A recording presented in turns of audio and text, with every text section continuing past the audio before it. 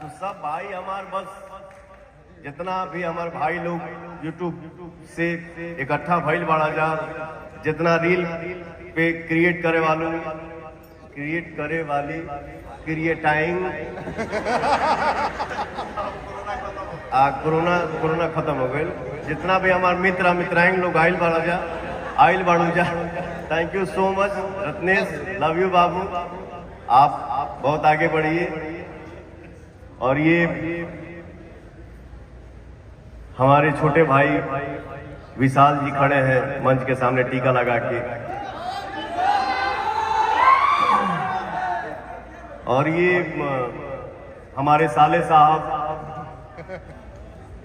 विक्की सिंह जी यहाँ पे मौजूद हैं।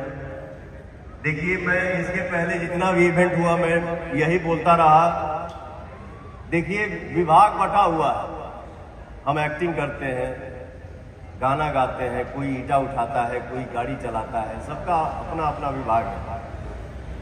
तो विक्की जो हमारे साले साहब हैं, कलकत्ता हमेशा छोड़ के हमारे भेरी आ जा, ये वो दिस दैट करते करते कोरोना में मान ला कलाकारों अवेलेबल हर कोई नहीं मिल पाता था, तो भाई को ही मैंने बोला कि बाबू ये कमाओ तुम ही कर दो ना। पुदीना गाना में भाई ने मेरा एक्टिंग कर दिया, आप लोगों ने इतना प्यार दिया कि वो गाना बिलियन क्रॉस कर गया, भोजपुरी का पहला गाना, आप सभी के आशीर्वाद से।